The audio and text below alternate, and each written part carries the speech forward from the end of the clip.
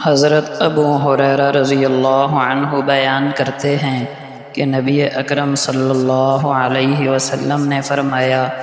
اللہ تعالیٰ کے 99 نام ہیں،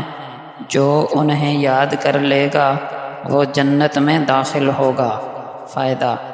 حدیث پاک میں من احصاہا کے الفاظ ہیں،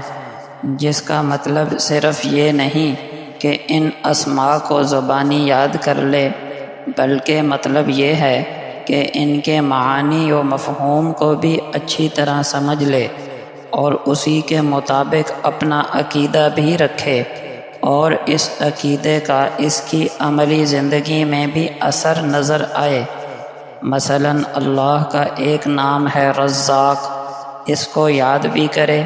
اس کے معنی کو بھی سمجھے اور اس کے مطابق یہ عقیدہ بھی رکھے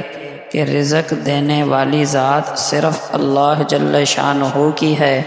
اور عملی زندگی میں اس کا اثر بھی نظر آئے کہ اللہ جل شانہ کے علاوہ کسی سے رزق نہ مانگے، بقیہ ناموں کو بھی اسی پر قیاس کر لیا جائے۔